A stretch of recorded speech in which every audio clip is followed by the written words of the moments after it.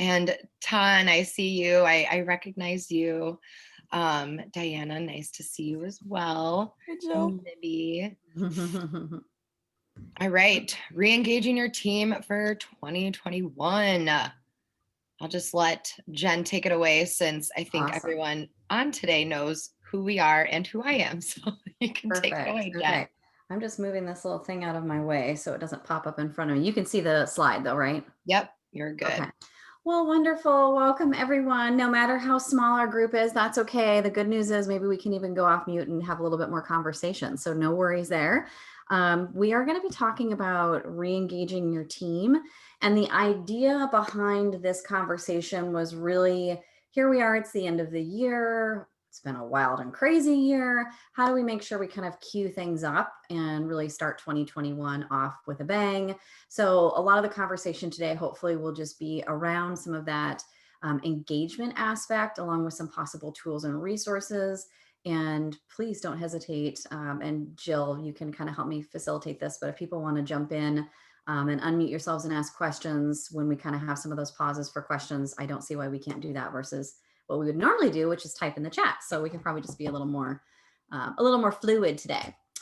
Okay, so first of all, I think everyone who's here knows who we are, but just in case, I just want to touch on this again. So we are Alma La Vida. I am Jennifer Maynard, one of the leadership coaches at Alma La Vida. Obviously, those of you who've been around know that we specialize in a number of areas: career, life, health, and leadership.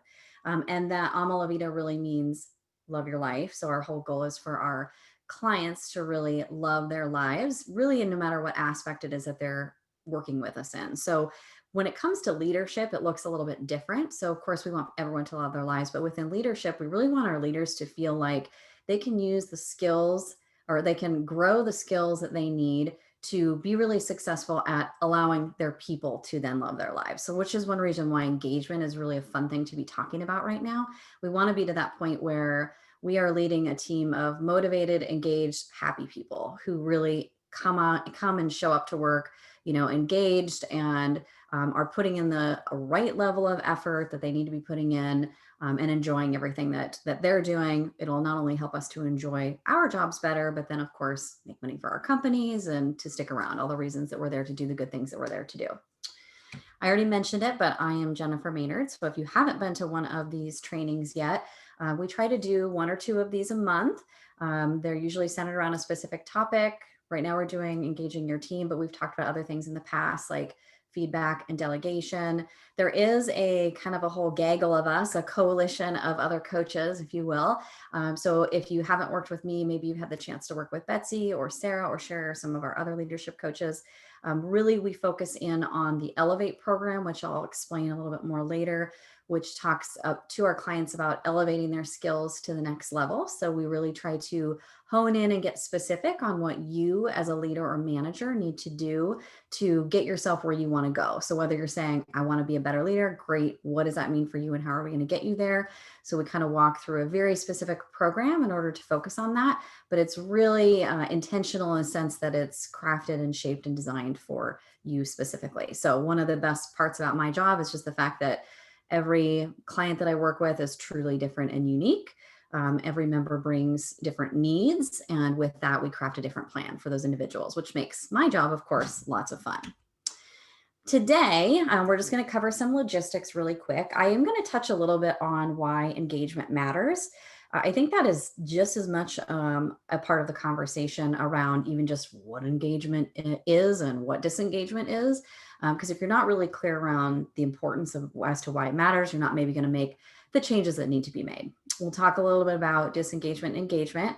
I am going to touch on 360 reviews, which is one of the things that we use as a tool and resource with our clients to help identify where their teams might be disengaged and what some goals around getting them re-engaged might look like. So I'll walk you through a sample of that so you can kind of get a feel for what it's actually like to work with a leadership coach on a specific skill, such as engagement. Kind of a quick summary to put it all together, and we'll talk a little bit at the end about how we here at Alma La Vida can support or help you with your goals around disengagement, engagement, or anything else that you might like to be focused on related to leadership. Okay, so logistics, Jill is already recording for us. If you need anything, feel free to type it in the chat. Jill is here. She'll hop on and help you out, or she'll pause me at any point in time to say, hey, Jen, we have a question, anything along those lines. Like I mentioned, we can come off mute to get some questions answered directly and have some open dialogue as well. We'll have plenty of time for that. We do have just a short link here, the bit.ly/ this is case sensitive ALV events. If you want to go in and enroll for some of our other upcoming events. Jill's been working hard to get some of the ones for next year on the calendar. We've got quite a few out there already. Really just be present, take notes, ask questions. This is a great opportunity because of the fact that we are very specifically having a smaller audience today, that it's a good chance to really focus in, pay attention, and go off mute and kind of be live, something we wouldn't normally do. The other thing I always like to just touch on in the beginning here as a reminder, especially as we're at the end of the year and we're talking about 2021, don't be afraid to think about asking your employer to pay for some of your personal development. This really could be for something like coaching. A lot of my clients will have their companies sponsor their coaching, but it could even just be other trainings that you want to do. You know, there's a lot of companies that pay you to go back to get your MBA or anything along those lines. But if you're looking for a way to kind of elevate your skills without going back to school and you want a little bit more of this one-on-one interaction, certainly coaching is a good way to do it. And there could be an opportunity to see if your employer will be willing to pay for it, as long as you maybe make a business case and let them know how it will support them and, you know, how it will improve your growth at the company. So just something to kind of keep in mind. And I can certainly help anyone individually with questions around that, should you have any. All right, so why all this matters? Why does engagement matter? So I put some kind of statistics in, and I know this makes it a little bit word heavy, but I think these are really important and I want to make sure you see these. Some of these might feel obvious, but we don't always have exact numbers attached to them. So this is just good information for you to kind of understand why this matters. So today, more than a third of our workers are searching for a job, and this is actively searching or just casually searching. So that could even just mean something like going in and, oh, I wonder what's even available and out there right now. Like, I'm not really looking, but I'm kind of looking. So that's a big number though, a third of the workers. 69% of employees say that they would work harder if they were better appreciated. I'm actually surprised the number is not higher, but still, let's be real here. But still 69% really is a high number. So what does it mean to be appreciated? That's another thing. You know, it's a great question. Everyone has a different interpretation of what appreciated means, which is also probably why that number varies a little bit up or down. But point being, what are you doing to appreciate your team? How are you showing it to them? And are they receiving it in the way that's expected? So something to be thinking about. If you're taking notes, you know, put a little appreciation question mark off to the side or something to kind of remind yourself to go back to that. Low engagement costs companies $450 to $500 billion a year. This is a big, scary number, hard to really understand and correlate what that means specifically to an individual level. But low engagement has a number of significant impacts on a company. From a cost perspective, obviously, if someone is not engaged, they're not producing results, which means they're not completing whatever that task is they're supposed to be doing, which in turn relates to cost for the company. Low engagement can also produce high costs in the sense that you get high turnover, people leaving, and then we're having to hire a lot of other people. We often forget that it is extremely expensive to hire and onboard new employees. That process alone, even just think about how many managers are in a room interviewing someone, and you know, all of these little costs really do add up. So low engagement truly does cost a significant amount of money every year. Engaged, not engaged, and actively disengaged employees are kind of like the three key areas. The 50%, which is the not engaged group, is the hardest one to spot. So 25% of the workforce is engaged. 25% of the workforce might be actively disengaged. And these are just the estimates, right? But that chunk, the vast majority, whatever it is exactly, 50%-ish, is in the not engaged category. And that is the really hard one to spot. You can tell when someone is really actively disengaged, like it's super obvious. But when you're kind of like unsure, they fall into that maybe they're not engaged category. This is the hardest one to identify. And this is really where we'll kind of spend a lot of our time. It's not much different than being just slightly motivated, just being just think of like the slightly kind of word in there. And that's the one that can get dangerous because it can be a tipping point that can quickly move them really over back into engaged or actively engaged. So we need to be kind of aware of what's going on and know that it's hard to see the signs. It's almost no different than you wouldn't necessarily go right up to an employee to say, hi, are you burned out? but you have a suspicion that they might be. It's the same thing with engagement. You're not going, hi, are you unengaged? And if they weren't, maybe they will be when you say that, because they get annoyed. So it's hard to say, but this is the dangerous one that we kind of need to watch out for. All right, so how do we spot them? So how do we spot employees that are in this kind of not engaged category? So I would love if you kind of are open and want to type some stuff in the chat and kind of share, and Jill kind of pop in and tell me what you guys are typing in. But I'd love to just hear from you guys. What are some of the signs that you've noticed, or maybe even for yourself, on times when you've been in that kind of not engaged category? What are some of the things that you've seen? What are some of the things that you've done? How do we spot this not engaged employee? So I have a couple things down on my list. So things like silence, like this is a really good one. Like if they're usually a more active or engaged employee, they talk more, they share in meetings, are they all of a sudden being really quiet? Are they just not sharing as much as they normally would? Lack of learning is an interesting one too, especially if you have a company that has a little bit of like a learning culture.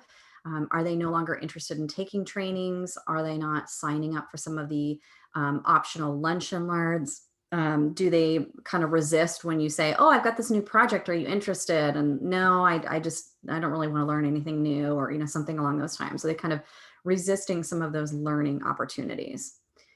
No initiative is probably feels like a more obvious one, but it can be very small, right? It can show up in really, really small ways. So do you have an employee who maybe used to have a lot of drive, a lot of initiative, and all of a sudden it just doesn't seem like they really have that push anymore, right? It's just lacking just a little bit, like just enough for you to notice it and start to question.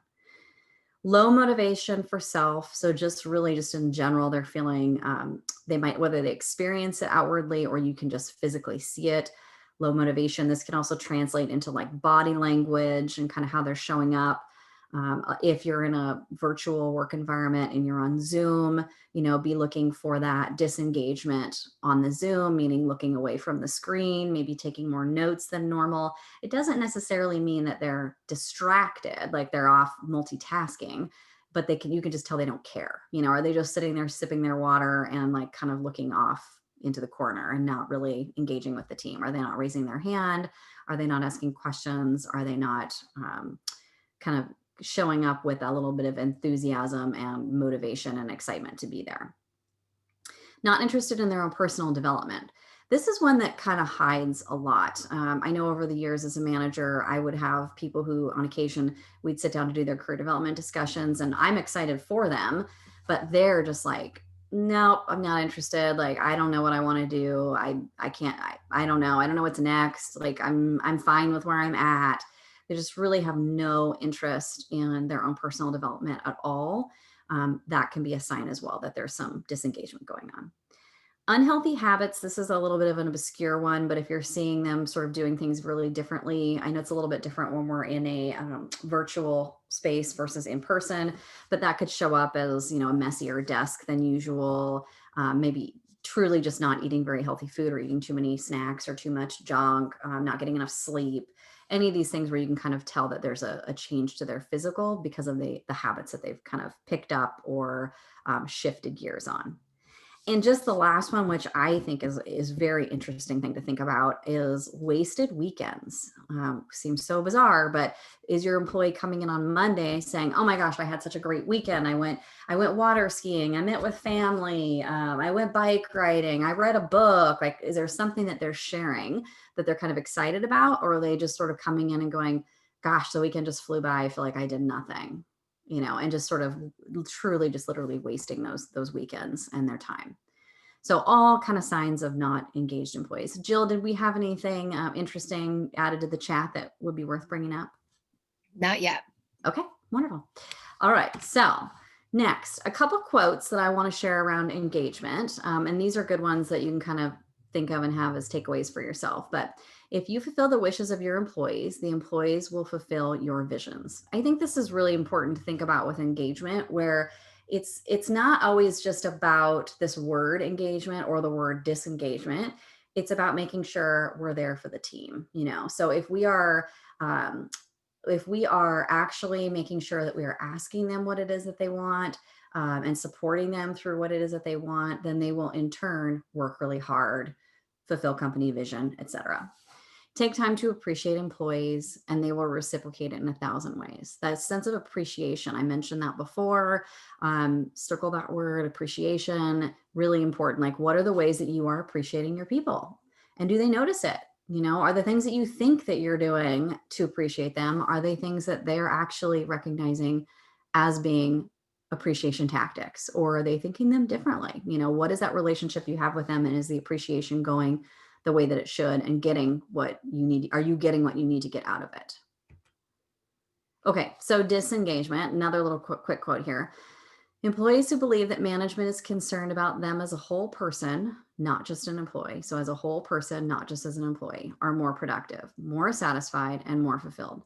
Satisfied employees mean satisfied customers, which lead to profitability. So again, it all kind of comes back to the bottom line, but that's the point. We wouldn't be in business if there wasn't some sort of bottom line or some sort of product or service to deliver or task to complete. So they're going to do those things if they are satisfied and fulfilled. And that will come by way, again, of go back to this sense of appreciation, but just really that you care about them as a person. They're not just a number. Have you ever worked at a company where you've just literally felt like a number, a head? I worked at a large corporation where they used, it sounds so strange, but they used belly buttons as the thing to determine bodies. So when they were counting, this is how many bodies that we have on this team, this is how many belly buttons that we have. And it always made me giggle, but it just made me realize we're just numbers, we're just numbers. So what are we doing to make sure that we're really concerned with the person as a whole, not just their belly button? So the question I kind of wrote here, what happens if an employee doesn't believe their manager cares? What happens if an employee doesn't believe their manager cares? And the reason I wrote this question very specifically this way is it might not be, well, first of all, it might not be that you don't care, right? That's just the reality. It could just be that the way that they are perceiving it. So are you being authentic? Are you being genuine? Are you supporting them in the way that they actually need to be supported? And here's kind of an even just obscure example. We talk about things like recognition all the time. Are you asking your people how they like to be recognized? And the reason I say this is because recognition is a great example where some people want to be put on a stage and have their name in lights, and they just want like rewards for every little thing, and they want everyone to know they did something great. And then there are some people who are so much the opposite of that all they want to know is that you just send them a little note that says, hey, good job, and that's it. It could be simple as that, right? But you wouldn't want to put that person that wants the note that says, hey, good job, in the spotlight with the lights around them and drawing all the attention to them. They're probably going to feel really uncomfortable. And frankly, they might not be very happy. They might get a little bit angry, and you might lose some trust from that individual because it's not the way that they care to be recognized. And it might be embarrassing or, something. There might be some whole slew of emotions that brings up for them. It's really the same thing with engagement and just this idea of care. Like, what does it mean to care to them? What do I need to do to show them that I care? It really will look different for every individual. One of the things that we focus on really heavily within our coaching is this concept of asking the right questions. So are you asking questions like, hey, what can I do to show that I care? Or are you asking questions like, how do you like to be rewarded? How do you like to be recognized? What would you like to cover in our one-on-one meetings?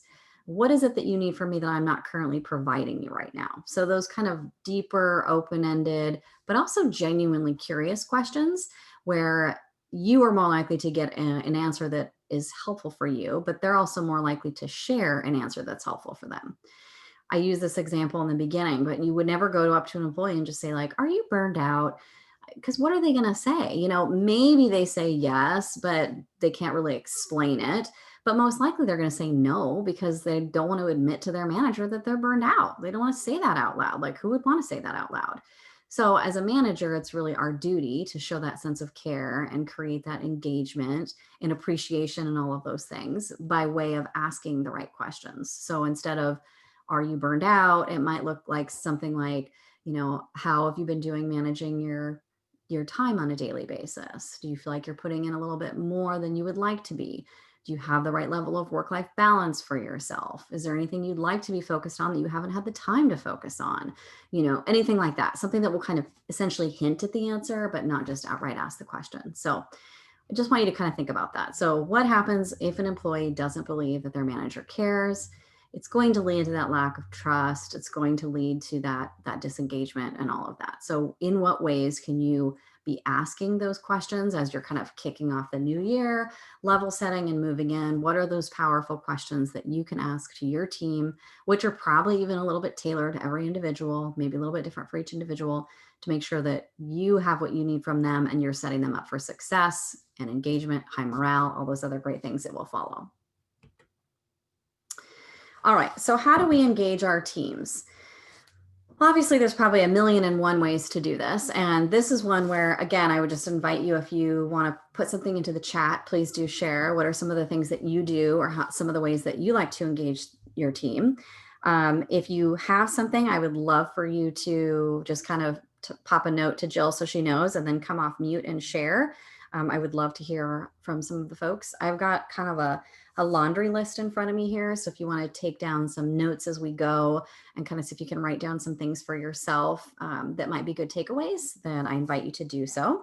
And if you want to share, again, please just pop in and let Jill know. Well, you can come off mute and share something as well. So I'll just kind of start, though, to get the dialogue going.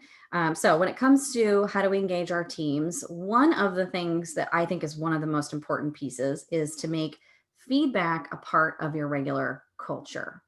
So if we are giving both positive and opportunity for improvement feedback regularly, that means we're all having really good discussions. We're collaborating. We are together in the trenches. We're learning, developing, and growing together. And if we're doing that, we are automatically going to be creating that sense of engagement.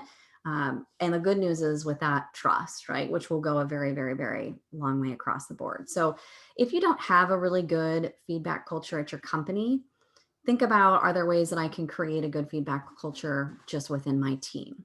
This is probably the top skill that we focus on in the Elevate program, how to provide effective feedback, because it can vary from individual to individual. There are absolutely some tactics and good ways to do it and bad ways to do it.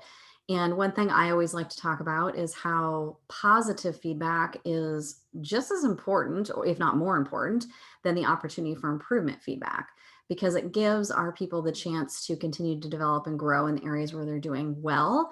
But it also helps to build that trust, because I want to build that trust bank. I want to be able to tell Jill that she's doing a great job running these slides and answering questions for me, so that if we get to a time where maybe she does something wrong, I can't even think of a good example, Jill, this is hysterical, but she does something wrong, and then I want to give her some of that opportunity for improvement feedback, but I've built the trust bank up. She knows that I've been praising her for how well she's doing, so it's easy for me to then turn around and give her that opportunity for improvement feedback. So they really do work very well together to help to build trust along the way. And, engagement, when you think about what engagement really is, you can even think about it from like a teaming perspective, all hands on deck, everyone cares. One word I haven't mentioned at all yet that's extremely important is ownership, right? That sense of ownership. So all of these things that I'm going to share will really lead into that sense of ownership and lead into that sense of engagement. So feedback. So just be thinking about that. Like, do you do a good job right now providing feedback to your team?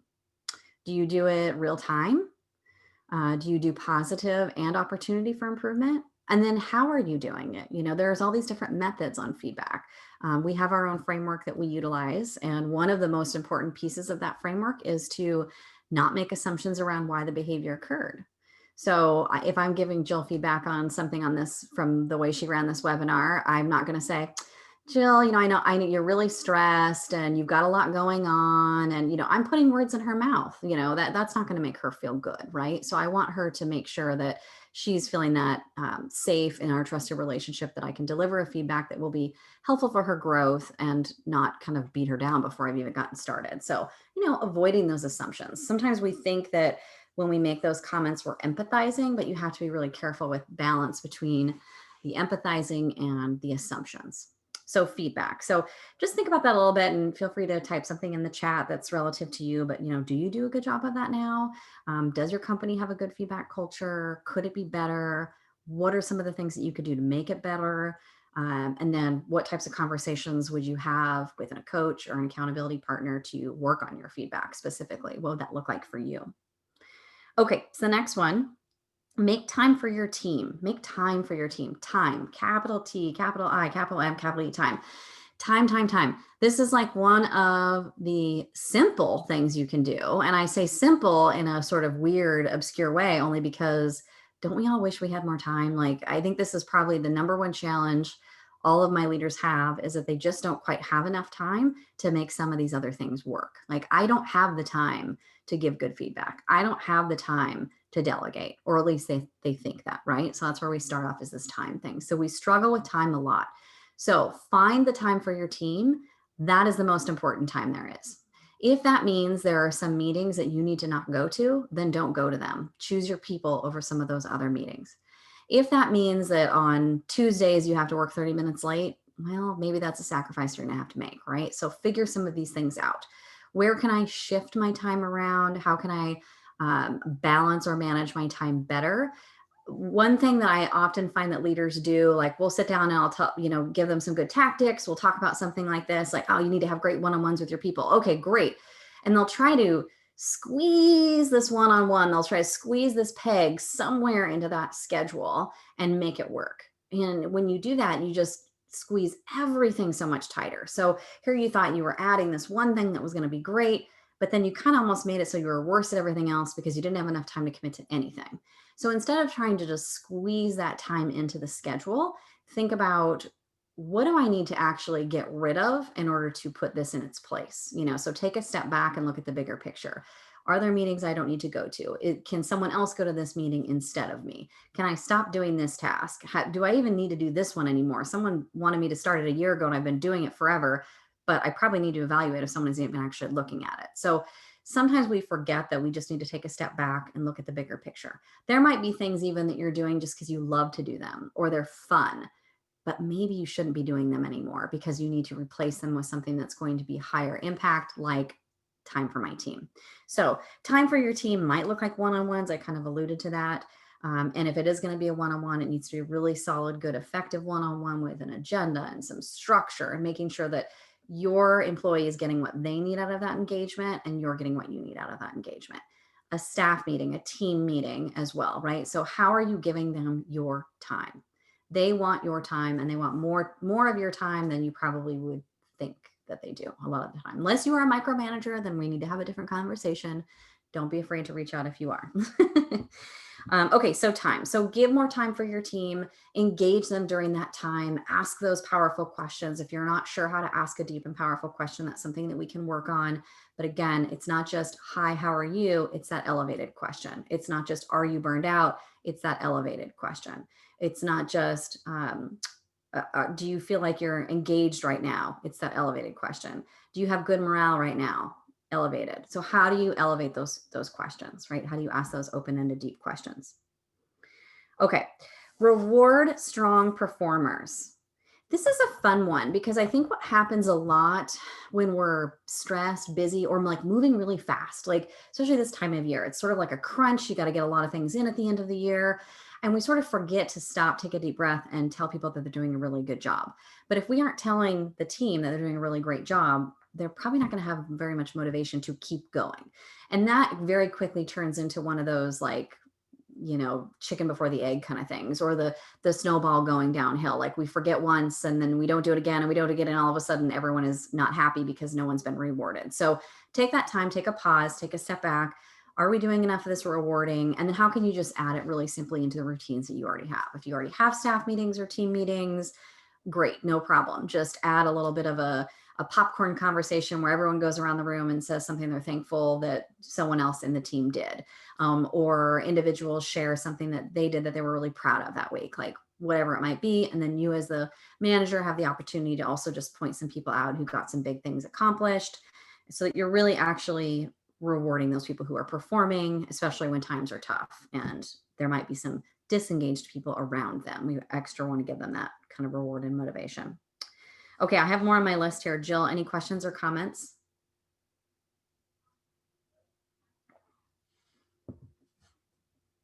Okay, I'm going to keep going on. I'm Sorry, missing. No, sorry, that's okay. I was under mute. No questions so far. I figured you were on mute. No big deal. Okay, so a couple more. Host events for the group. This could be, we used to do a lot of in-person lunches and things like that. And if you are all virtual, just think about what are some creative ways I can kind of get the group sort of re-engaged and pull them all back together. So it might look different, in 2021 just because of 2020. Thank you very much. But think about what are some of those ways I can kind of get the group together, get them engaged as a team, get them working together, get them bouncing ideas off of each other. This is how that sort of engagement will naturally feed into itself as well. I've mentioned the question thing a lot. I have a note down here just that says, ask the team what they need. And what I mean by that is to use those deep and powerful questions and just make sure that you always have, I don't know, 2 or 3 sort of standard ones that you ask in every one of those one-on-ones that gives you an indication of how they're doing. It can be really helpful from a manager perspective to basically ask the same question each week, for example. So like if you have 3 questions and you ask them week over week over week, you have this sort of comparison point. You can kind of test the waters and feel, okay, they said last week, they said they were, especially if it's like a number, a scale, right? On a 1 to 10, how are you feeling about X? They were an 8 last week. They're a 6 this week. Ooh, what does that mean? No, they're a 5 this week. Oh no. So you can kind of monitor and watch, and you have something to kind of compare. So that's something to think about. How can you use questions as like a little bit of a metric for yourself as well? Develop and train your team. Do not forget to keep providing opportunities for trainings, for learnings, for time with, give them a time with a coach, like whatever it might be. What personal development budget do you have for your team that you're not spending that you should be? They need to be learning, they need to be growing. How do you provide that resource to them as well? And even if it's just you teaching them something, that's fine. Lunch and learns, this type of thing. Like, what are you going to do to engage that team with some sort of development and learning and training so that they are growing themselves? One of my favorite things to talk about, which is often, it's not overlooked, but it's one of the things that can very easily be pushed aside, we'll say. Okay, it can be very easily pushed aside, which is around talking about career development. We should be doing it in our one-on-one time so that it's private and personal between you and them. But what are their career development goals? I mentioned in the very beginning, this is a great indicator when someone is disengaged if they don't have a good answer for that. It's also a good one where if you're seeing this trend of them not really having an answer, you can maybe start to help that process a little bit, right? They don't have to want to be the CEO. They don't have to even know what their next job's going to be, but what skills do they want to work on, right? What opportunities do they have to develop in a certain area that they've always wanted to focus on? Like, I want to be a better public speaker. Great. How can I support you with that? Or what ideas can I brainstorm with you around that?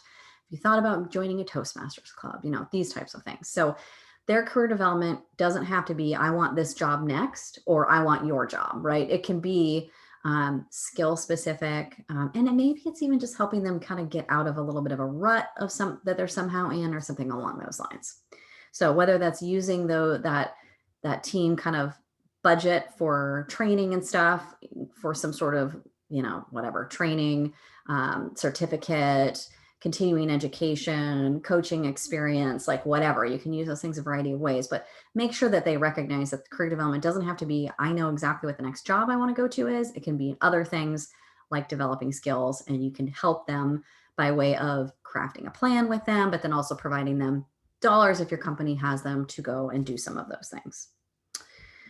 Address inefficiencies. This is another tough one. I think I have an example later on that will sort of resonate with this a little bit too. But when teams are disengaged and when morale is low, often there's a reason, right? There's a system or a process that's not working well, or maybe there's like a toxic team member, or even a lazy team member who just doesn't do anything and everyone else has to do their work for them. Something quirky like that. There's usually something that's going on, especially if it's widespread. So one of the best things that you can do to get everyone back to that re-engagement state is to address the reason for that disengagement. So if there is a person that is just not working out, there's something there, be working to correct that situation, have that person on a corrective action plan, terminate them if it's the right thing to do, right? That sounds bold, but my point being, you got to be doing something. You can't just ignore it and pretend like it's just going to go away or solve itself, because it's not. If you have a process that's not working, or a system or a tool that everyone's complaining about, it's time to dig in, figure out what that problem is, and create a solution for it. You can pull them in with you. They can do that with you, brainstorm the solution. You don't need to do this in a vacuum. You don't have to be the all-being person, the manager that knows all and has all the answers, but you have to be the one to start taking some action, because most likely they cannot do it alone. So just make sure that you're addressing whatever those kind of inefficiencies really are, and you're trying to do something about solving them. Okay, so I have the sort of ask questions on there, but listen is sort of like the reciprocative to that. That's one thing we work on in our Elevate coaching program too, is this concept of active listening. Not just listening to hear, but like really listening to understand. I'm not just hearing the words you're saying, but I am truly understanding what you're saying. And I am seeking to understand in the sense of like, I almost want to put myself in your shoes and be you as you're delivering this message right now. So you need to amp that listening up, take it up to the next level. And that is something that probably every client that I work with needs some level of support on. And almost everyone comes in and says, yep, I'm a good listener. But are you really, really, really active listening? Until we like dive into the details of what it means to active listen, they usually kind of go, oh, like, yeah, I have some opportunity to improve there. So just really simplistically, are you summarizing and paraphrasing what's being heard to make sure you're actually hearing the message? Or are you just hearing kind of what you think you want to hear, right? Which happens all the time. Are you removing distractions? Are you making sure that if you're on Zoom, like you don't have email up and Slack up and all these other things up? Is your phone on silent? Like, are you just fully committed in there for that person? So make sure your listening is at a whole new level, because if you want your people to be engaged, you need to demonstrate to them that you are too. And that act of just listening and being there for them is a great way to just simply start that process. And that just like kicks into the next one too, which is demonstrate or show up the way that you want them to show up too. So set that example that you want them to be. So if you want them to work hard and be present, you need to work hard and be present. If you want them to not be late to meetings, you need to not be late to meetings, those types of things too. So show up in that way that's going to help them and help them be the person that not only you want them to be, but that engaged person. Show them you care and you're doing the same thing. You're working at all the same stuff. The last one I have down is really two-part, which is get started and do something. I think it's hard. Sometimes we just forget that like small steps are fine. This doesn't have to be a molehill. I mean, I gave just a million ideas here, right? Just start with culture, just listen, pull people in for effective one-on-ones. These are not massive things, and you do not have to do them all at once. Just pick one thing. Like, what's one thing that you think you could start working on and improving today that will help you to get your team to engage a little bit more in the future?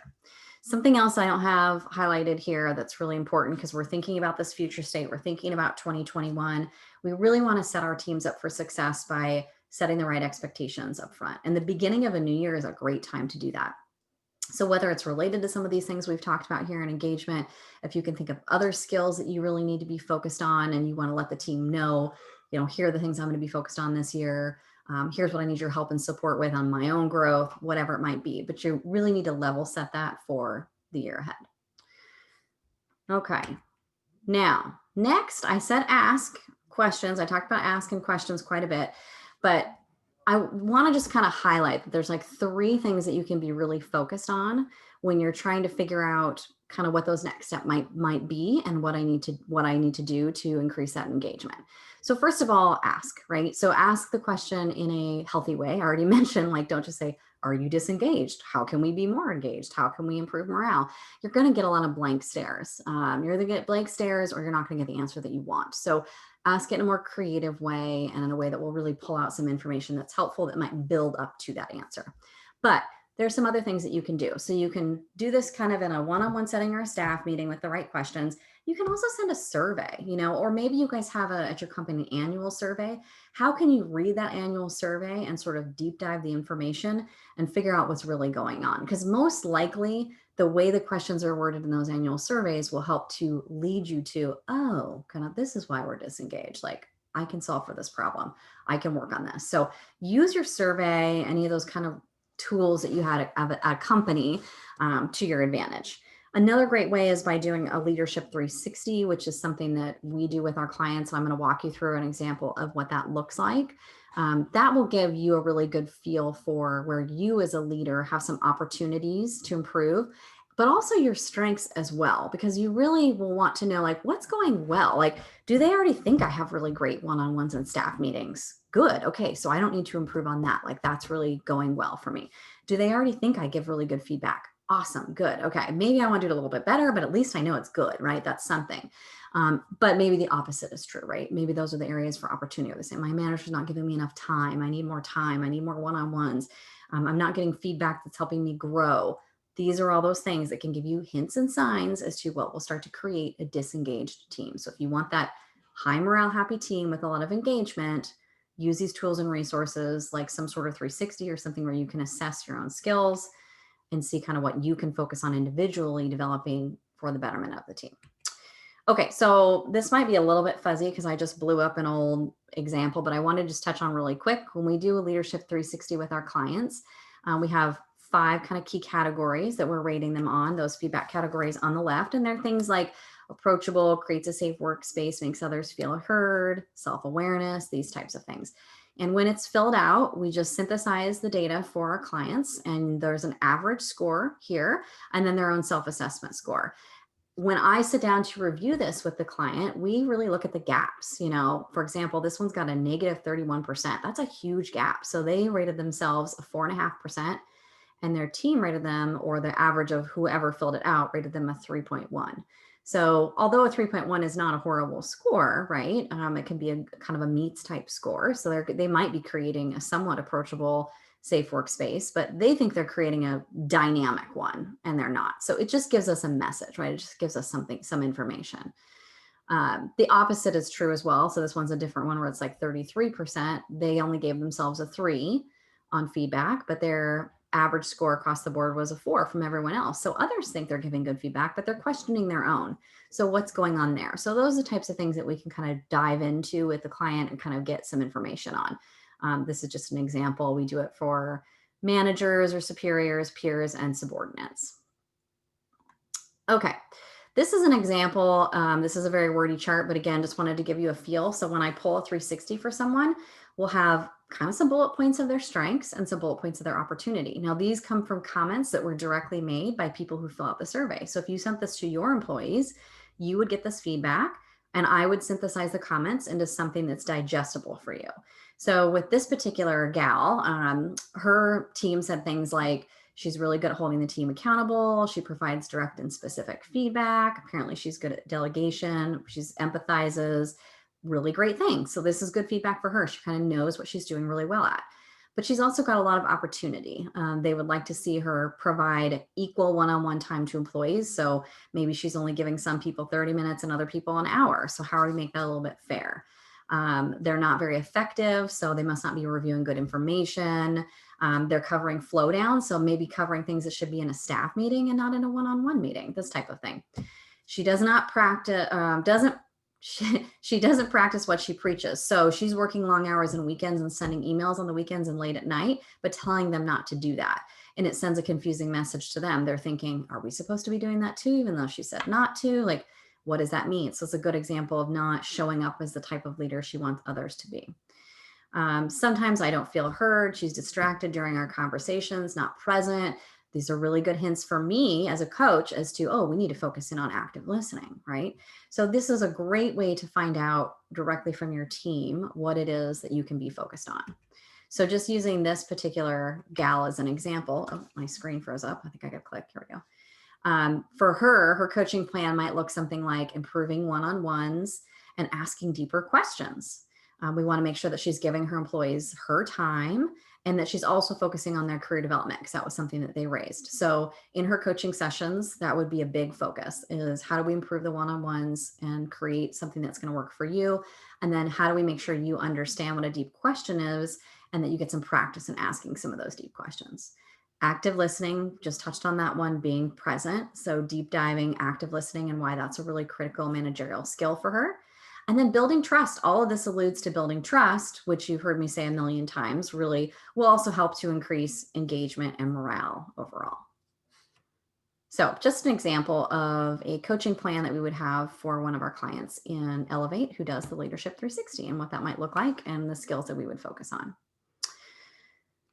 So we've talked about a lot of stuff today, a little bit about disengagement, a little bit about engagement, both the sort of costs and rewards, but then also how to spot some of those not engaged employees, and then how to get them engaged as well. And then we touched on the Leadership 360, which I wanted to just make sure you saw that as a good example to way to craft a plan for what it would look like to work with your leadership coach and on your skills. And then that how-to part also in there, how to engage the team. All right, so I just want you to think really quick here, and you can type this in the chat. You can be thinking on your own. I know there's only a couple of you on the call, but do you think if you even took just kind of one key thing away from the training today, that it would have a positive impact on your team? Can you see how one of these lessons, if you took them away and you took some action, and remember I said it's okay to take baby steps, it's okay to just do a couple small things.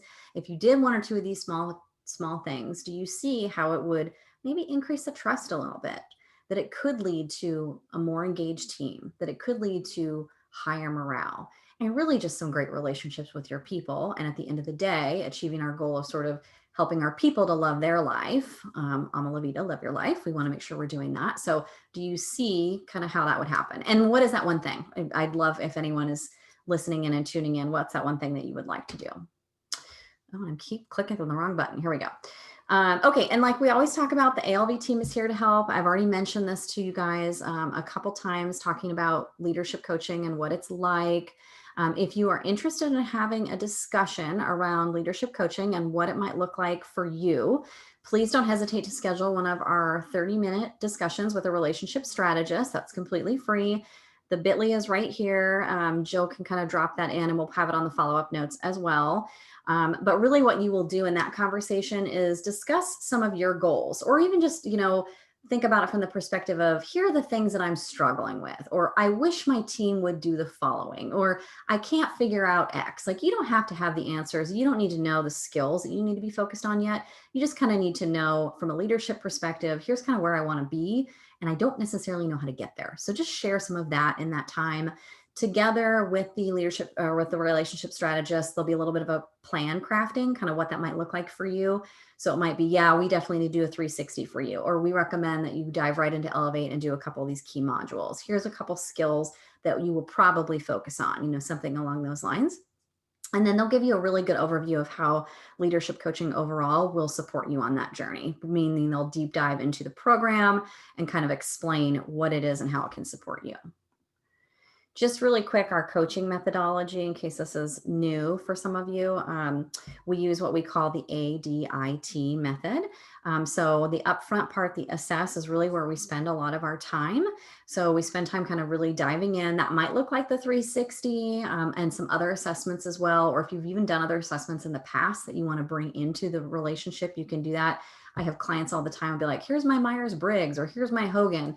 They'll bring some of those things in and share those as well. So we spend some time up front, like getting to know you, what skills you want to work on, and then really setting a plan that's going to be pertinent to you. So I've mentioned this a number of times. It really is flexible, adaptable. It's really tailored to you. So we use our initial tools and resources to guide and support a plan for you. So you saw the example plan of the one client, and yours could look similar, but might look completely different. You might need to be focused on delegation and time management. Like, who knows? Everyone's is a little bit different. And then we work to implement those and really set you up for success for the long term. From a framework perspective, ideally, there'll be some sort of assessment up front that every client goes through. It can be the Leadership 360 or something else, depending on what you need for you. You will work with your coach. That could be myself or one of our other handful of coaches on the Leadership Coalition to craft that plan that really focuses on those skill areas that you need to be focused in on. And then we use that one-on-one time in combination with all those e-coaching modules in that Elevate program that I mentioned to really set you up for success and grow. And this really is a long-term process, so that you can be sort of skills development, testing, coming back and talking about it, testing more. There's a lot of that kind of repeat and making sure that things work and figuring out what will and won't work for you and your team. And although it's tailored, really, like I mentioned, you've heard me say a number of things. There's just tons of things that we focus on, potentially listed up a bunch of them here. It could be active listening. It could be delegation. It could be the ladder of inference, emotional intelligence. We really focus on a number of different things depending on what the client needs. Always is fun to kind of share that we've coached leaders from a number of top industries, and this is just a handful of them. So if your company is on there, maybe you can even get some budget from them, or just kind of get a feel for the types of people we've supported, although this is just probably about 1/10 of the list. And now we're kind of to the question part. I know there haven't been a lot of questions throughout, but please, if you have any, this is a great time. Don't hesitate. And you can even come off mute to ask those questions. And then just lastly, wanted to reiterate again, if you want to get that conversation with the relationship strategist scheduled to kind of get a better feel for what your leadership coaching experience would look like, you can schedule that through the bit.ly there. And I'm just going to hit the stop share button. And here we go. And if anyone has any questions, please don't hesitate. Feel free to unmute and ask any. We'll just kind of hang out for a minute or two. Or you can type something if you're not comfortable unmuting, but you're welcome to.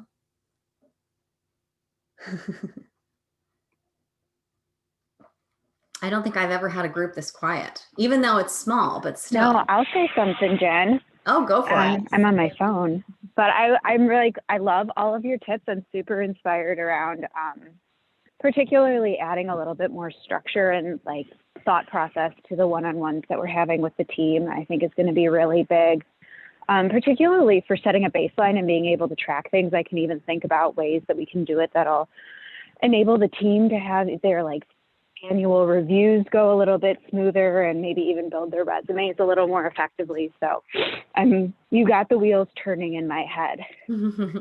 Good. I love that. I always feel like the one-on-one meetings, staff meetings, those are the areas where people, I don't know, it's just easy to overlook the importance of those. And to your point, putting some structure in, anytime we have that kind of repeated, where it's like we know what to expect. I think our as human brains, we sort of crave that repetition. So even if we're not like super process people, it's really nice to just know that every single time I meet, this is what we're going to talk about. This is what I need to be prepared for. Having that structure just makes everything a lot more fluid and organized. Well, good. I'm excited. Thank you for sharing that. Hey, Jen, I'll make a comment. Hi, this is Ty. I love this webinar, but I'll switch this around. This is about engaging your team. Sometimes what you've discussed here is engaging your leadership as well. Absolutely. Thank you. That's a fabulous point. Because like the last company I was with, we had a scorecard for the one-on-ones. I think I was out of 100 people that would never sign the list because my leadership never had my monthly one-on-one. Yeah. And every single month, I think she talked to me probably 2 times out of 12 months. And every month people would come to my desk, said, "You didn't sign this." I'm like, "I know." I said, if she comes to my desk, and we talk about it, then I'll sign it. But I'm not going to sign it just, so you guys can get your 100% tick mark. Yeah. So, a lot of what you discuss, I'll flip it around. Said, it's not just the leaders it's not just the employees that needs to be re-engaged. It's the leadership. Yeah. And some of the leaders with, I've worked in automotive and manufacturing. Some of the leaders, I don't know how they became leaders because they have no people skills. It's like, I've had one year where my manager had a lot to say on my year-end review. She didn't even talk to me. So when you're sitting down, you're like, okay, where did all this stuff come from? Because, you never once talked to me. You never once communicated any of this stuff to me. Yes, I feel your pain just through what you're sharing because I've been there too. And I mean, you're absolutely right. So this is a conversation that is applicable to everyone. There is an unfortunate amount that needs to be sort of led or managed up a little bit from an employee, which is not really fair. Like in the grand scheme of things, it's not, right? But this is the problem that we see over and over again. There's so many companies out there who don't really train their managers or their leaders. They don't provide them the support that they need to actually become managers or leaders. They just sort of promote in place because you were there. That was what I experienced a lot in manufacturing as well. I saw that a lot as well. And there's not a lot we can do other than try to get the Amalavitas of the world, try to infiltrate and help those people more.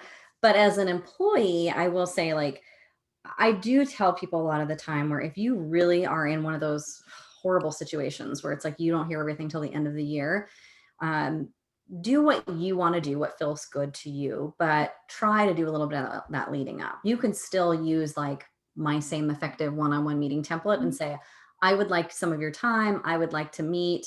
Here's the template I would like to use. So, there's no harm in trying if that's something that you want to do, but it's tough. You're right. I mean, there are some things we can't fix, right? We can only control certain things. And hopefully the managers and leaders of the world that are watching this will make some big changes so that they're not doing exactly what you just said, waiting until the end of the year to provide all that feedback and then having you go, huh? What are you talking about?